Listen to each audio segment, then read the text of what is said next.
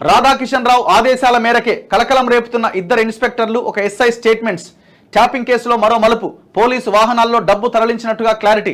సికింద్రాబాద్ మలక్పేట్ యశోద ఆసుపత్రుల నుంచి నగదు తరలించినట్టు ప్రస్తావన. తెరపైకి రిటైర్డ్ ఎస్పీ దివ్య చరణ్ రావు పేరు. ఏ ఆసుపత్రి అండి ఇది? సికింద్రాబాద్ మలక్పేట్ యశోద ఆసుపత్రి. వీడు మన మీద కేసులు పెడతా ఉంటాడు.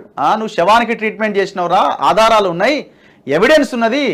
రమ్యారావు అనే ఒక సాఫ్ట్వేర్ ఇంజనీరు తన తండ్రి కోదాడ కూలీనాలి చేసి కష్టం చేసి ఉన్న కొంత భూమిలో ఆయన ఏదో చేసుకొని ఆ భూమిని కూడా కౌలుకిచ్చి ఇద్దరు ఆడపిల్లల చదువుల కోసం హైదరాబాద్ చైతన్యపురికి వచ్చి ఒక సింగిల్ బెడ్రూమ్ ఇంట్లో రెంటుకుంటుంటే తన బిడ్డకి చిన్న సమస్య వస్తే పక్కనే ఉన్న ఒక హాస్పిటల్ తీసుకుపోతే ప్రాణహిత అన్న హాస్పిటల్కి వాళ్ళు ఏం చేసిరో ఏమో సీరియస్ అయింది. నడుచుకుంటూ పోయిన డెంగ్యూ పేషెంట్ సీరియస్ అయింది.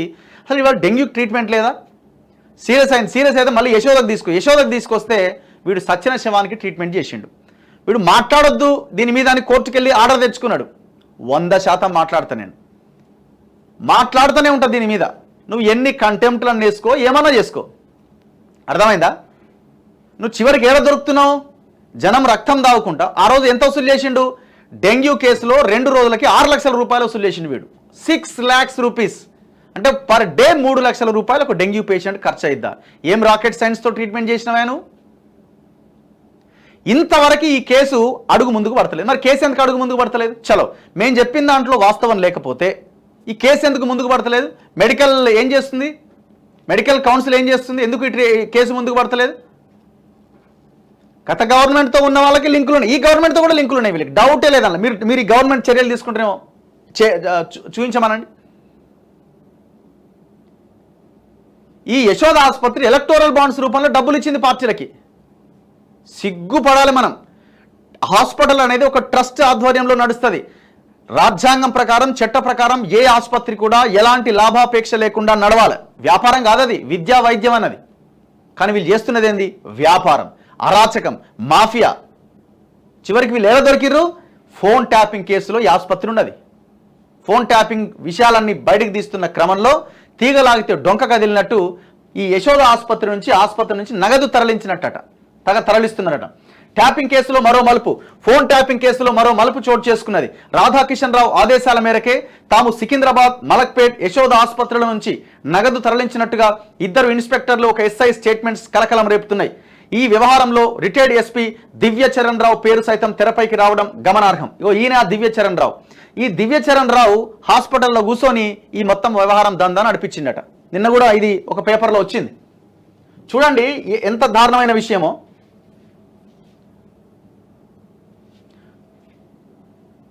ఫోన్ ట్యాపింగ్ చేయడం, సేకరించిన సమాచారం ఆధారంగా ప్రతిపక్ష పార్టీల నగదు తరలింపు పైన నజర్ వేయడం, స్కెచ్ వేసి వారిని పట్టుకొని నగదు సీజ్ చేయడం, SIB chief Prabhakar Rao, DSP Praneeth రావు ఆదేశాలు ఇవ్వడం, టాస్క్ ఫోర్స్ మాజీ డీసీపీ రాధాకిషన్ రావు వాటిని అమలు చేయడం, ఇదంతా పక్కా ప్లాన్ ప్రకారం సాగిపోయింది.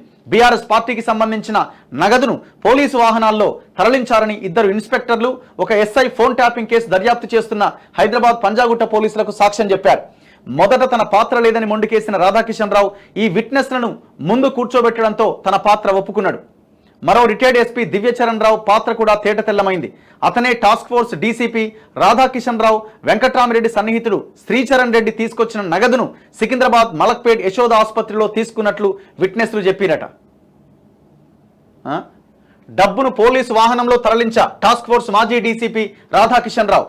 వెంకట్రామిరెడ్డి నా చిన్ననాటి స్నేహితుడు, ఫ్యామిలీ ఫ్రెండ్ కావడంతో డబ్బు తరలింపునకు సహాయం చేయాలని కోరడంతో అందుకే నేను నా సిబ్బందికి ఆదేశాలు ఇచ్చి వాటిని తెల్లాపూర్ నుంచి సికింద్రాబాద్ యశోద ఆసుపత్రికి తరలించా. ప్రభాకర్ రావు ఆదేశాలు, ప్రణీత్ రావు ఇచ్చిన సమాచారం మేరకు అక్టోబర్ నెలలోనే కాంగ్రెస్ పార్టీ మద్దతుదారుడు ఏఎంఆర్ ఇన్ఫ్రా నిర్వాహకుడి నుంచి 3,35,00,000, తార్నాక రాజకుమార్ నుంచి 22 లక్షలు, గడప నరేష్ నుంచి 15 లక్షలు, హిమాయత్ నగర్ నుంచి ఖాజిల్ మాలిక్ నుంచి 49 లక్షలు, ముస్తఫా ఖాన్ నుంచి 1 కోటి స్వాధీనం చేసుకున్నాం. బీఆర్ఎస్ పార్టీకి సంబంధించిన నగదును తరలించేందుకు పోలీసు వాహనాలు వాడాం. ఈ నేపథ్యంలో వెంకట్రామరెడ్డికి పంజాగుట్ట పోలీసులు నోటీసులు జారీ చేసి విచారణకు హాజరు కావాల్సిందిగా కోరనున్నారు. ఇప్పటికే రిటైర్డ్ ఎస్పీ దివ్యచరణ్ రావు స్టేట్మెంట్ ను పోలీసులు రికార్డ్ చేశారు. దివ్యచరణ్ రావును సంప్రదించినప్పుడు తనకేమీ తెలియదని, అన్ని వివరాలు పోలీసులకు చెప్పానని ఆయన దిశతో అన్నారు. అసలు రాధాకిషన్ రావు తనకు తెలియదని వివరించారట. అంటే ఆసుపత్రిలో చేయాల్సింది ఇదా? ఆసుపత్రి పేషెంట్ల కోసమా లేకపోతే ఈ దందాలు చేయడానికా?